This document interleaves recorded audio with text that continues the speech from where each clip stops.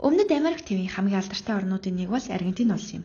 Энэхүү улсыг хүмүүс хөл бөмбөгийн домог Лионел Месси, уран тансаг танго бужиг, амтад үхрийн мах чанартай дарсаар нь хамгийн сайн мэддэг.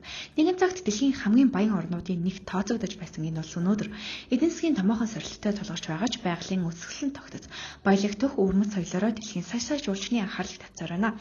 Ингээд Аргентины тухай хамгийн сонирхолтой баримтуудтай хамтдаа танилцъя. 1. Аргентин улс нь Өмнөд Америк тивийн өмнөд хэсэгт оршдог.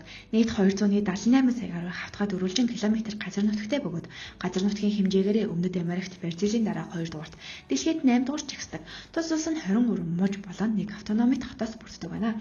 2. Өнөөдрийн байдлаар Аргентин улс ойролцоогоор 46 сая хүн амьдарч байна. Хүн амын дийлэнх нь Итали, Испаниас цагаачлан ирсэн хүмүүсийн ур удам бөгөөд нутгийн уугуул иргэдтэй холилдон өнөөгийн Аргентины нийгмийг бүтүүлжээ. Албан ёсны хэл нь Испани хэл боловч англи, Итали болон бусад хэлээр ярьдаг хүмүүс ч олон байдаг.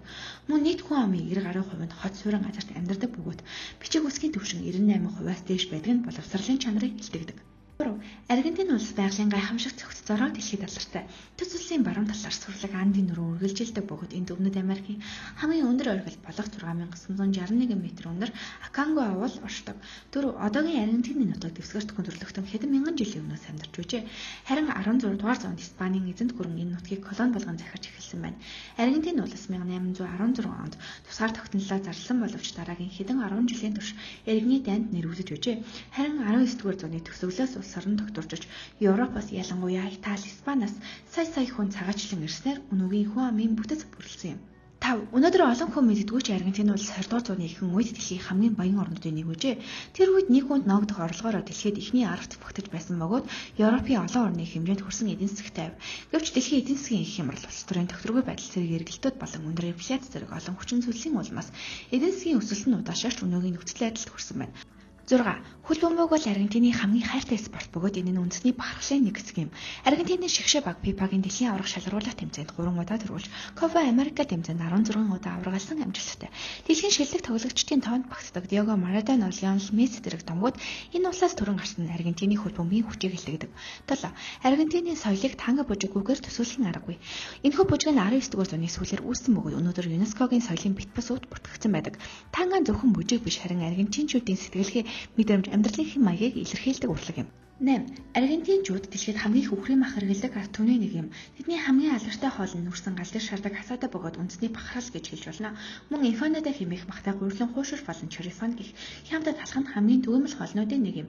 9. Аргентины үндэсний ундаа бол мате юм. Энэхүү ундааг ерба мате ургамлын навчир хандалж бэлтгэдэг бөгөөд төмөр сурвалаар уудаг боломжтой. Аргентинчууд матег зөвхөн үндэсний ундаа гэж үздэг бөгөөд харин найд нөхөд гэр бүлийнхэнтэйгээ хамтдаа цагийг өнгөрөх соёлын нэг хэсэг гэж үздэг байна. 10. Аргентин улс Антарктидэд байнгын судалгааны баазуудтай бөгөөд тус твтэй хамгийн ойр байрлах орнуудын нэг юм.